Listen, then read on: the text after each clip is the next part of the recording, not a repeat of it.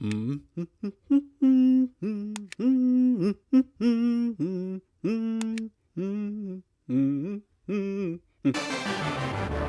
lot of indie games are releasing these days. This is great news for gamers, but for developers, it can be a little worrying.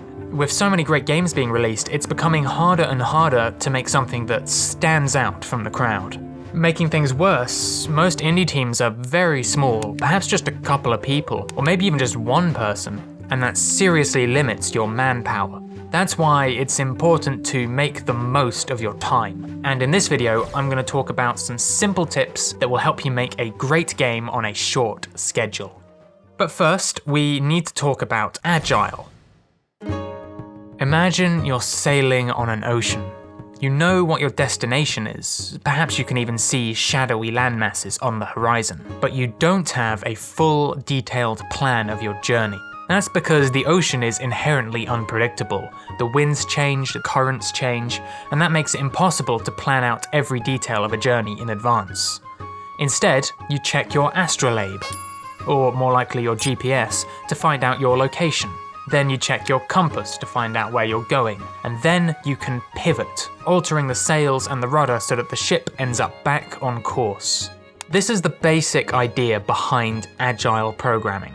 Your development is split up into sprints, and at the end of each sprint, you evaluate how far you've traveled, determine where you're going, and then pivot your plan. Let's compare this to an older methodology, waterfall.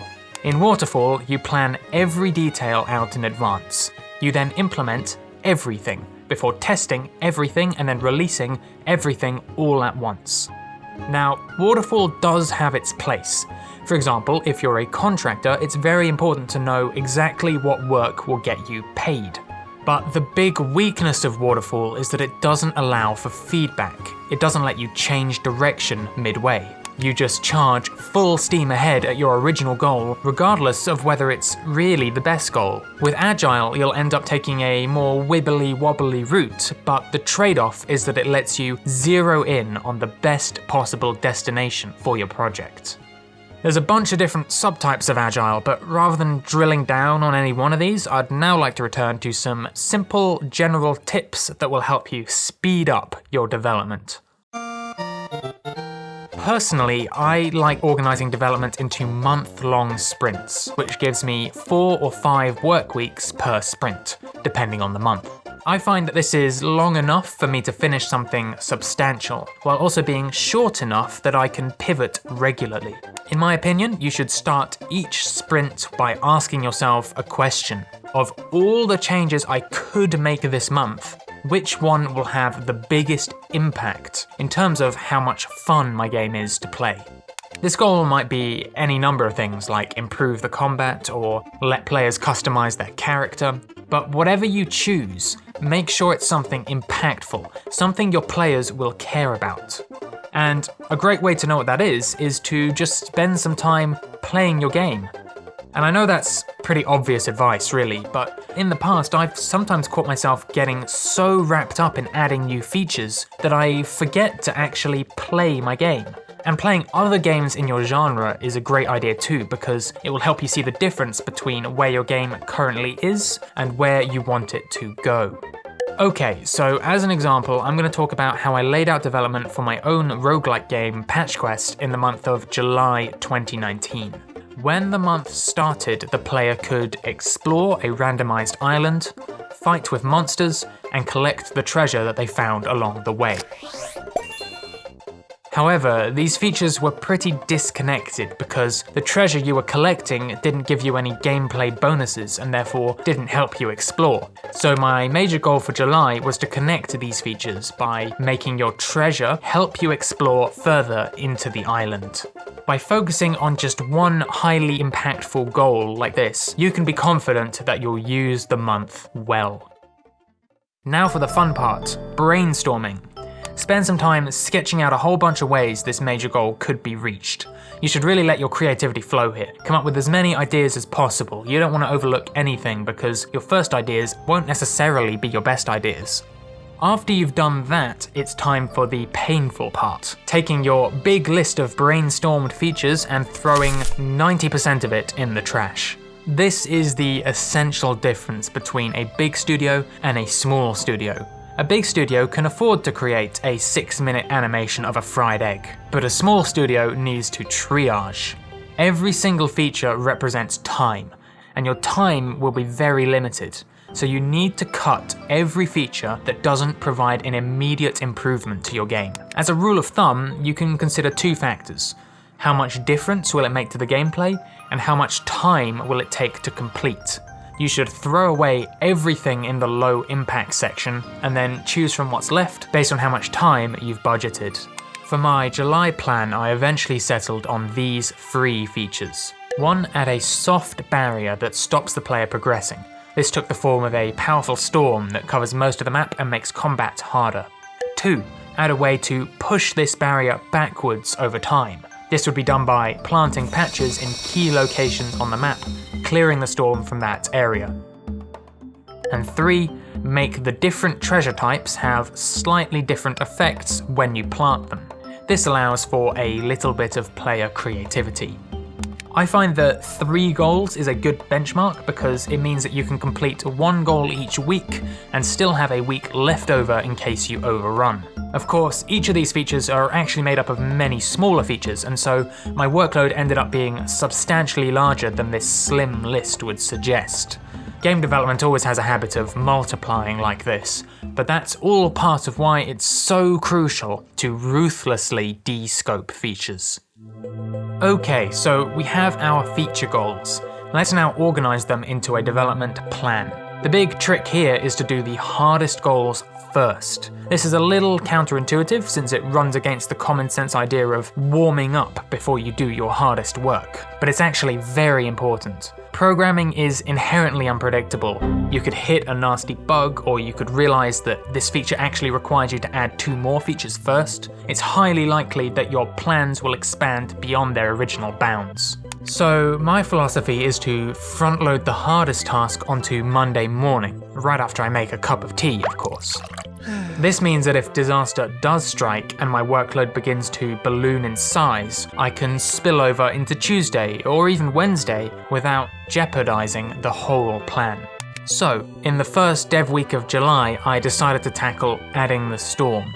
This was broken down into 3 major subtasks, and once ordered in terms of difficulty, it looked like this. Unfortunately, this meant that the most fun and exciting task was left until last, which is a little sad, but it does make sense.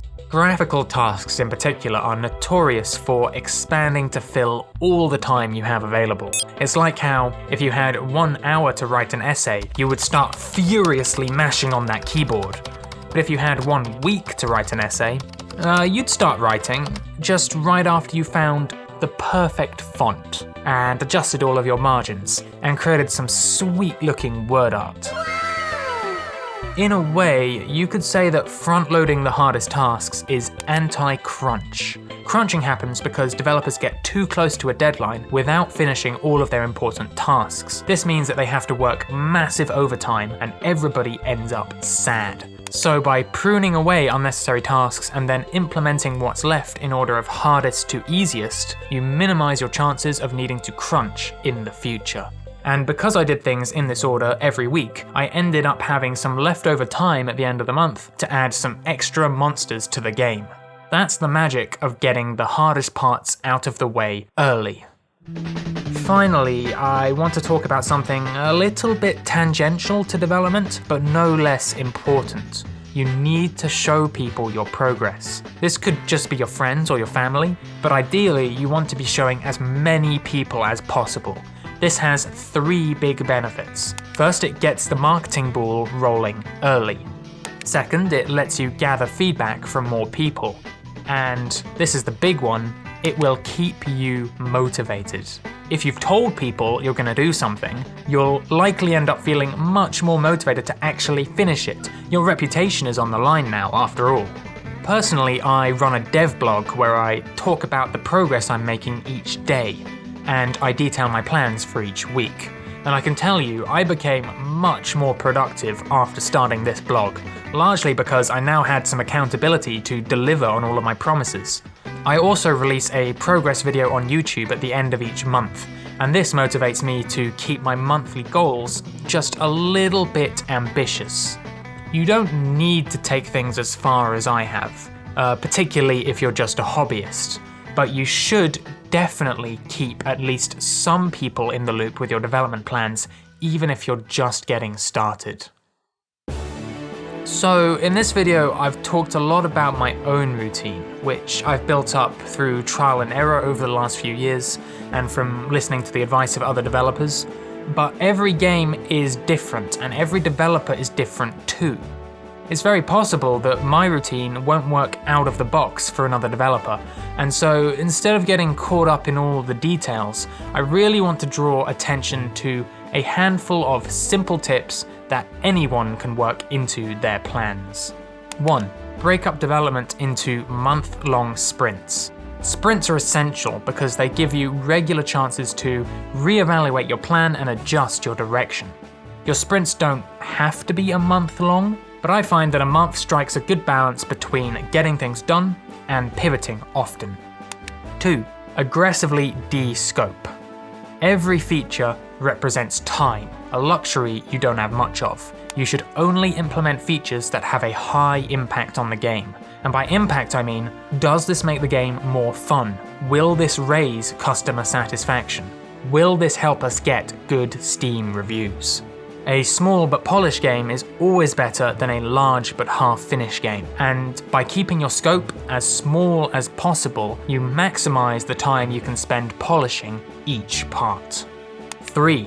Front-load the difficult tasks. Difficult tasks are painful, I know, but by getting the painful parts out of the way first, you'll end up having a much clearer idea of how much spillover time remains, and how many smaller features you can afford to add. This way, you'll get a lot more done without having to worry about crunching as a deadline looms. 4. Be accountable. Tell people about your plans, so those people can motivate you to deliver. This will also help you get playtesters, and it will help you start your marketing early, which means showing people your game is a win-win-win tactic. If you have any tips of your own to add to this list, please do let me know in the comments section. I've only been developing games for a handful of years now, and I'm far from being an expert, so there's bound to be a whole bunch of great ideas that I've never even considered. This video has also been a little different to what I normally make, focusing on game development rather than on game design, but there's a lot more I could talk about here in future videos. For example, how my Unity scene is set up, or my workflow for adding new monsters to the game, or tips and tricks for making punchy visual effects. I want to make videos that people enjoy watching, so if you'd like to see more dev-related videos, please let me know by dropping a like or a comment. I'll also be back in 2 weeks with Devlog episode 7, so stay tuned for that. That's all for now. Thanks for watching.